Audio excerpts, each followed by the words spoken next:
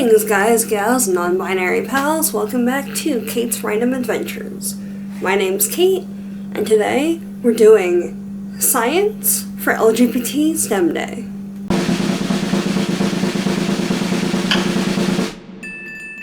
Now, initially I was going to make up this kit and the 10 projects therein because it is science related and it's been kicking around my space for a while.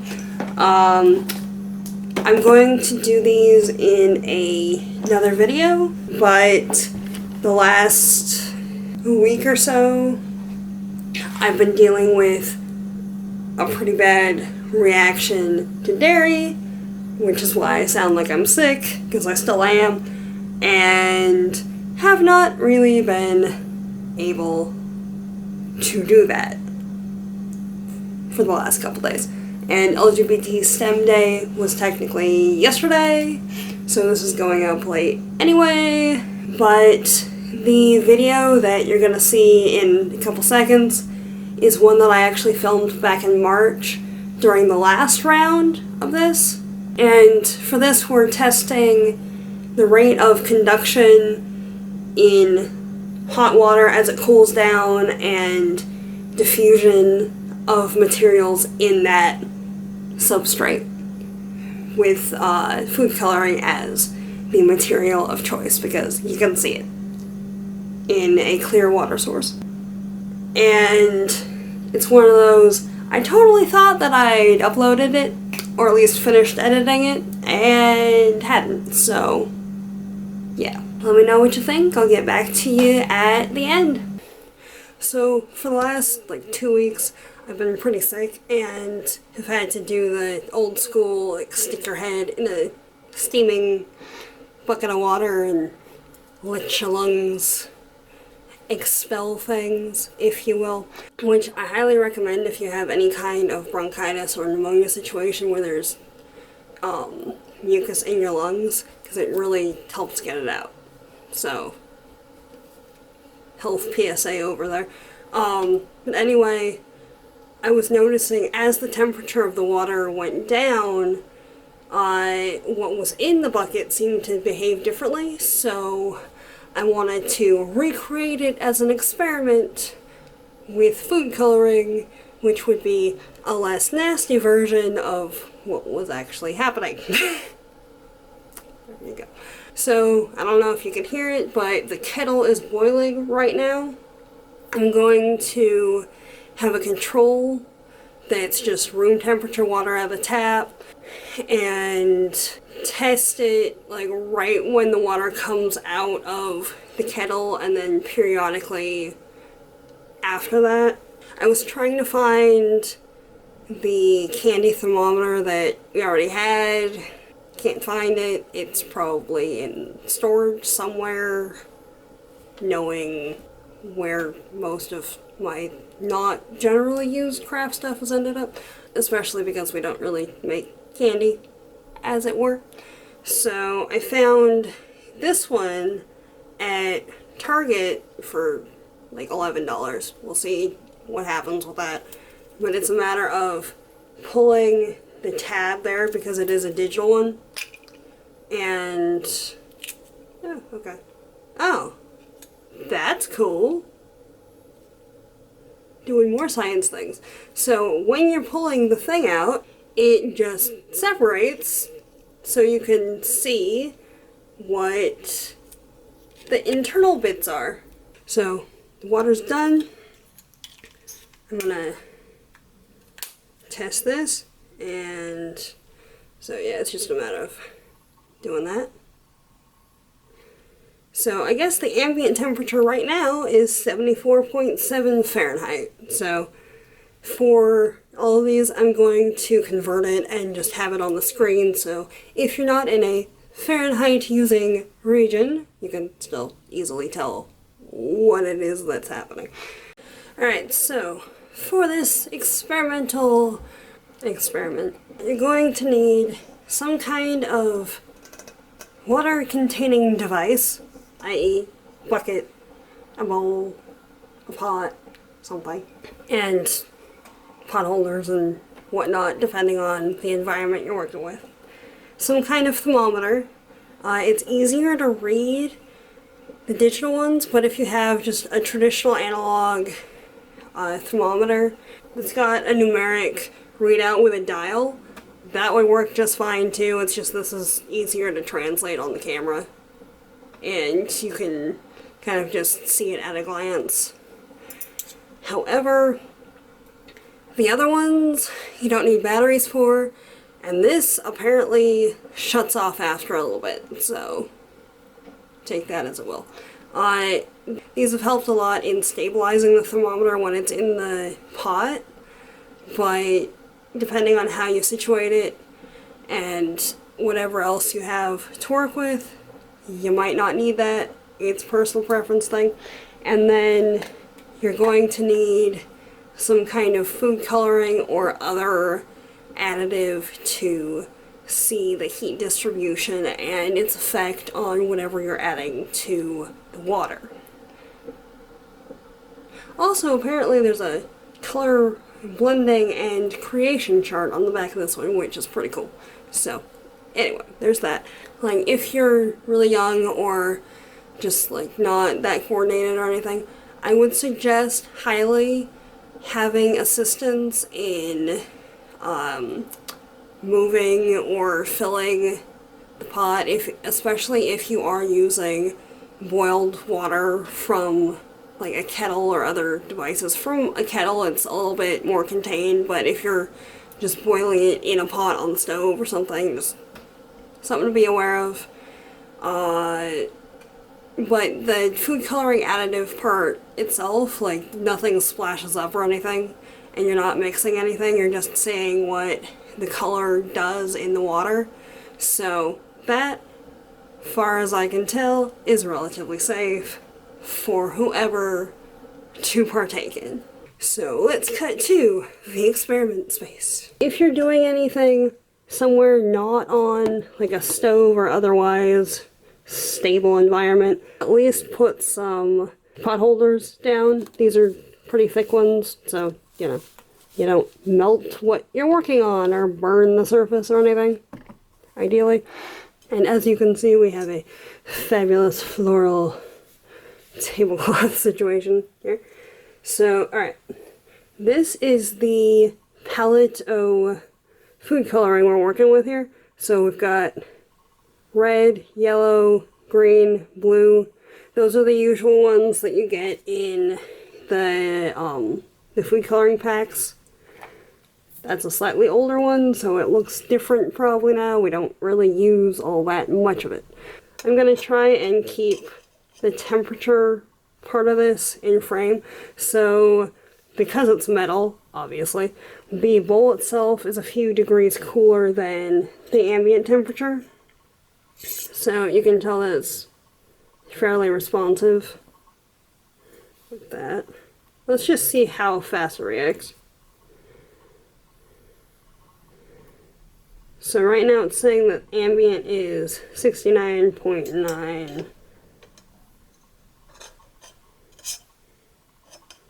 Alright, well. Yeah, anyway. So there is that. Round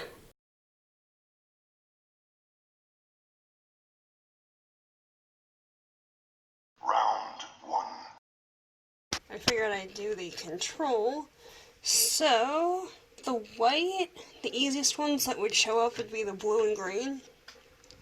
So let's see what it does with the green first. And this is just regular filtered water, no additives or anything. It's just straight from the Brita. And you can see the food coloring starting to curl around the bowl. And that's just 2 drops, right? Wherever it dropped first tended to have a high concentration, and these 2 spots are about where the initial contact with the water was. So that's also an interesting note. So we're going to try the blue now. Alright. Oh, it looks kind of like octopus. That's cool.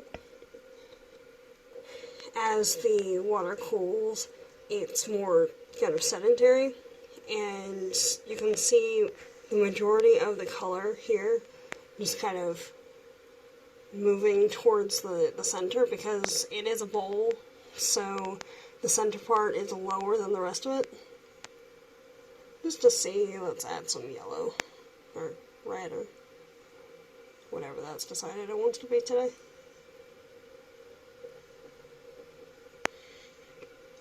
Okay.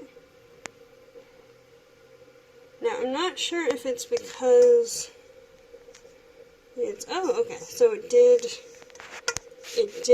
diffuse the blue a little bit. Right there, you can see some green in the middle of the blue, that's where the yellow hit. So, yeah. About expected, really, with the results. On with the video!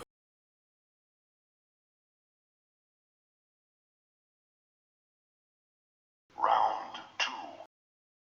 Part 1 of experiment. Is it going to fog the lens? So this is just straight out of an electric kettle. And let's see.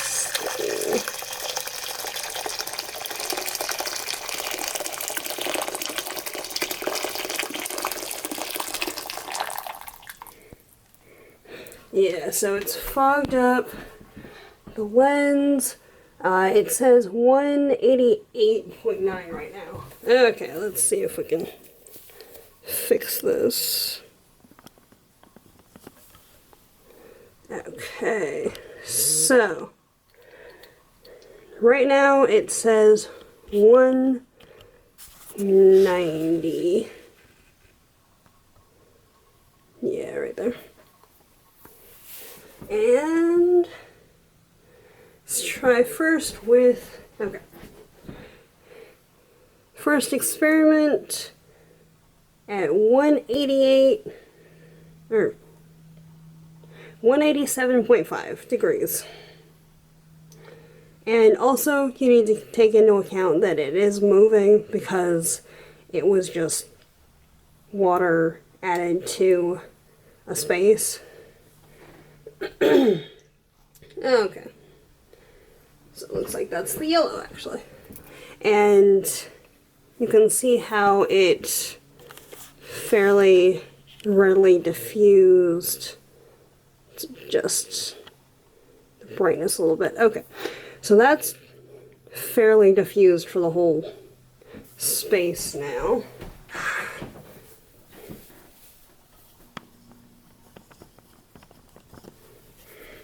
Okay, you can see a little bit better. And I'm going to add another color every, let's say, 20 seconds.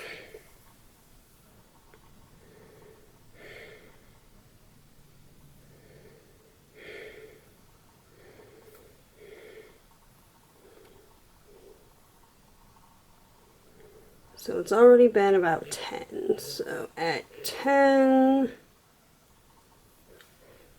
add another one. Okay, so the yellow is fairly diffused for the whole space. So when it's food coloring, I always end up getting red and yellow confused. So this one's probably going to be red. If it ever decides to come out of the thing. So it's at 178-ish.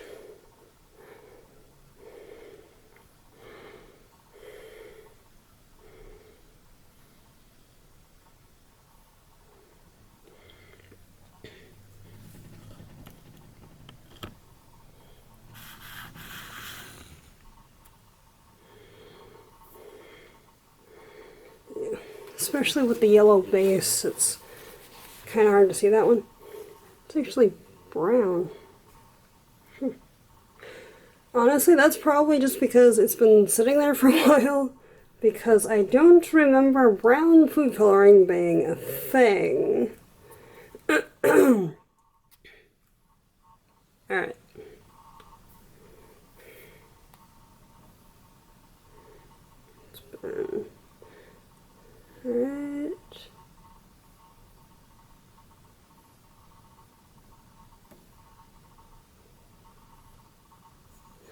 And I'm stopping it at 10 just because between doing the drops and explaining it, that's about another 10 seconds. So we'll do that one. Ooh, that's a good one.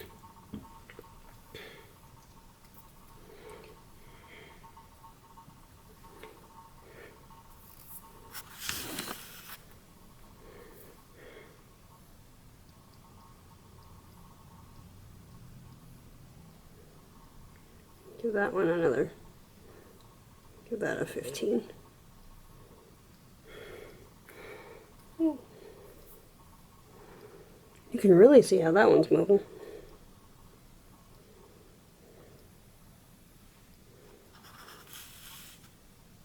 And right now it is at 169.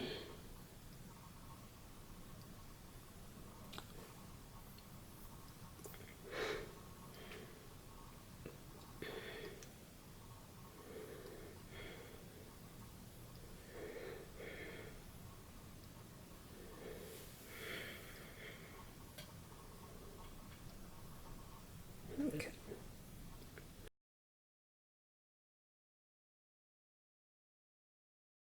Just to see. Alright, so it's 161 there. What is it in the middle? No, still 161. Alright. Just making sure. I kind of figured based on its metal bowl and conduction's relatively even. It's interesting to note. When it's, I don't know if it's when it's a heavier color or not, but there's situations like if you watch the green right about here, right near the thermometer part, there's a large section of it that's just on the base of the bowl and slowly diffusing upwards. And that is also one of the things that I noticed when having my head in a bucket, if you will. So yeah, it's kind of slowly diffusing. There's still a section right about here that is mostly yellow. Let's see if we can see that easier. Not really. Okay. Let's see if that helps at all. Nope, that made it worse. Alright. So, alright. So now I'm just gonna wait until it gets to 150 to put the blue in and see what happens from that. And I'm going to redo the experiment a little bit and just put in each of the 4 colors as it goes down a quarter of the temperature. Because science! There's a big difference between steam that like burns your skin off and steam that like helps your lungs, so medical science is interesting. It's 150, so let it add the blue and see what happens.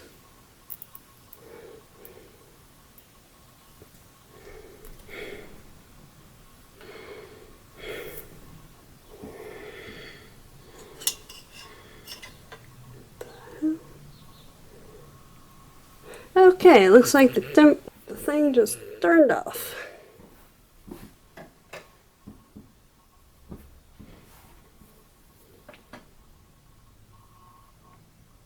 Ah, there we go.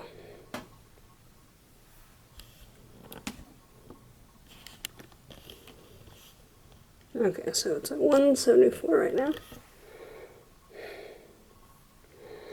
And you can see that at that temperature just kind of moving slowly.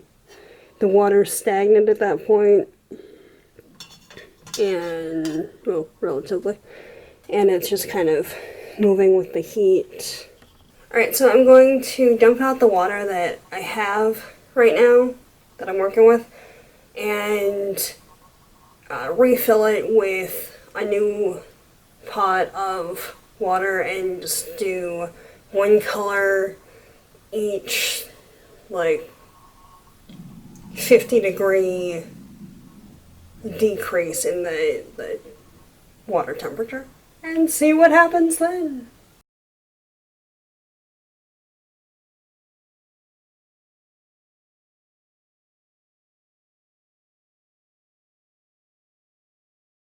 Round 3. So we're adding the water.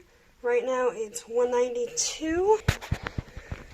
Okay, so it's gotten up to 196.8 so far. Alright, so it looks like it capped at 196.8. So, we'll call it like that. That'll be the mark for 200. So I'm going to add the reddish, orangey, yellow, whatever it wants to be today. And we'll see what that does. Now, it's moving A because water was just added, and it's still in motion from the pour, but it's also highly diffused after just a couple of seconds, and it's 190 right now. So there's a few spots that it's not kind of diffused to, so it's still fairly sparse on the side here, but more concentrated, like around this section. And now it's all a uniform color. So yeah, you can kind of see the heat distortion in the water as it moves around. Not all that much, but a little bit around here. So I'm going to stop recording for right now and check back when it gets to 150 and put in the green, probably.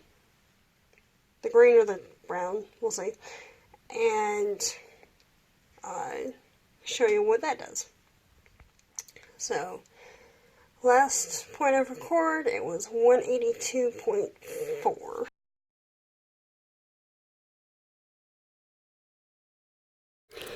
Okay, so it is now at 150. Is 149 point something. We'll go with 150. So 150 degrees.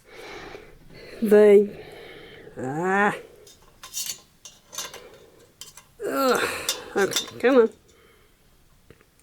There we go. The yellow diffused in about 5-6 seconds to the whole thing. So let's see what the green does.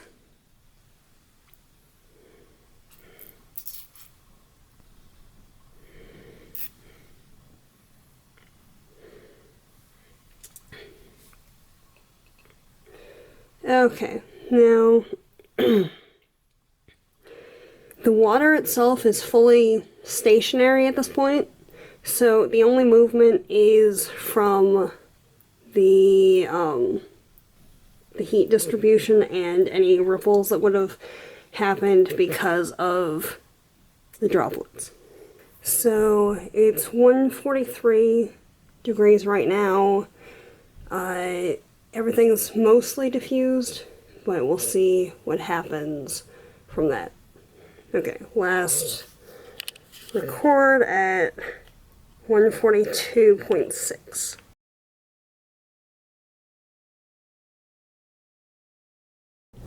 Alright, so it's at 100 degrees now. So just add a couple of drops of the blue and see what happens.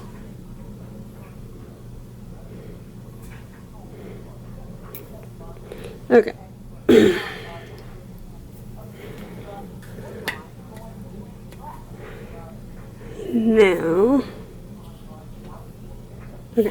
Now, so I can already see that unlike the other ones, the blue has just kind of sat where it was dropped for the most part. It's not swirling around any, really. There's a bit of diffusion, but when it was at a higher temperature, like these two would have already merged in the last couple of seconds. So they're moving towards each other, but it's a really slow diffusion. And you can see the spirals of the dye just kind of lazily moving around.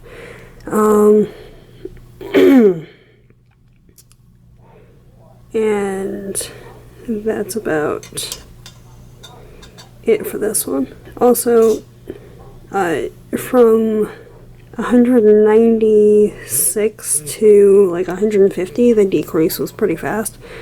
But after that, it just slowed down a lot. The water's been in the bucket for about an hour and a half, I think, at this point. So, something to keep in mind when you're doing the experiment if you want to replicate all of this. So yeah, it's been like 15-20 seconds and it's still in two separate distinctive sections that are just kind of bridged right there. So I'll come back in a bit. Right, for this temperature stamp we're at 99.1.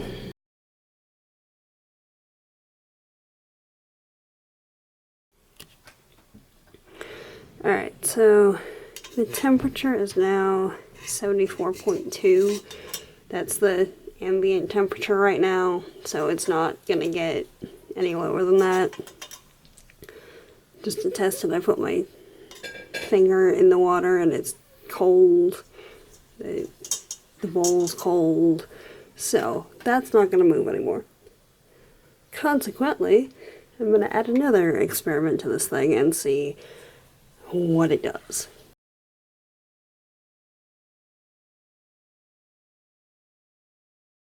Round 4. Because from this point, I honestly don't know what's happening.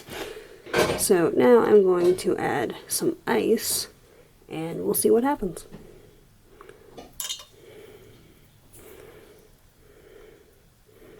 Alright. Now, if you do this, just kind of add it slowly so that you're not splashing dyed water everywhere. The same kind of principle for when you're ultimately dumping out the water into the sink. Just be aware of that so that you're not splashing everything.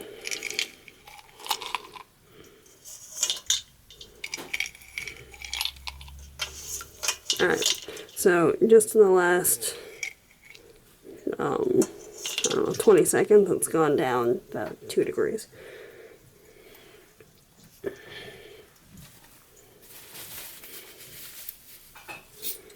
Okay.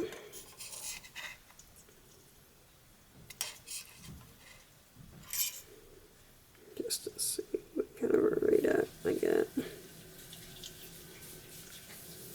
Okay, so as you might expect, the sections with the heavy ice are a couple of degrees cooler, so I'm just mixing it up a little bit to diffuse that. Alright.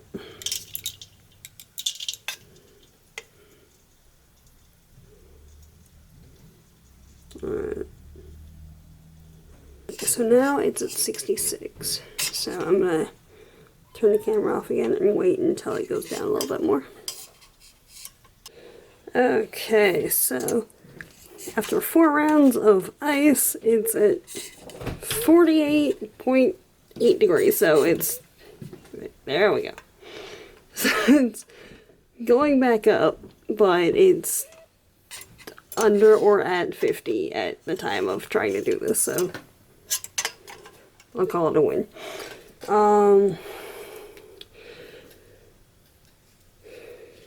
And because it's lower than the ambient temperature, I had to add a bunch of ice to it. But we'll do this now too. So this is what was probably red at one point that is now kind of brown. And we'll just do some drops in there so you can actually see it.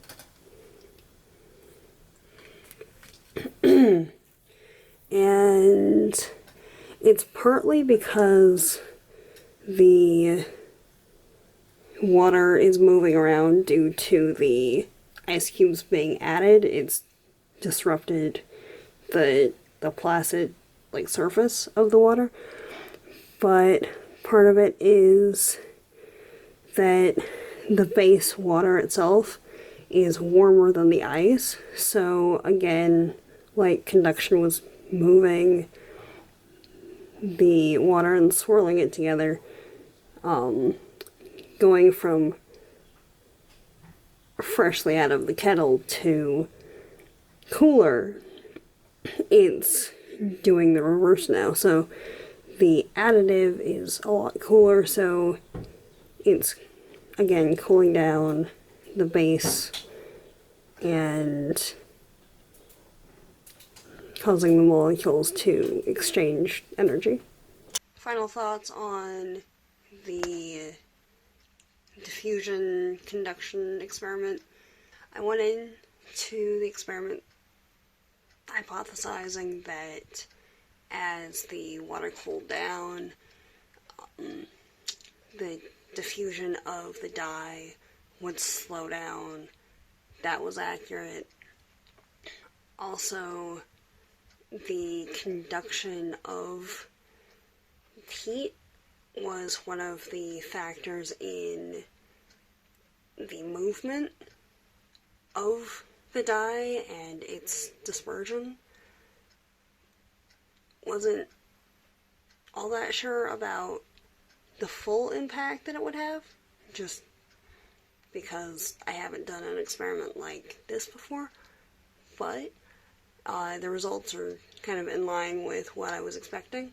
And when I added the ice to it, it was interesting because it went down to, I think, 40 degrees at one point, and as the ambient temperature increased slightly, it went back up. It was slowly going back up. I think it stopped at 44, and that was only after I added 4 or 5 cups of ice. I can't really remember right now. At one point I think I added 2 cups at the same time. So the reason was partly because the experiment had been going on for 3.5 hours at that point, and I was just ready for it to be done.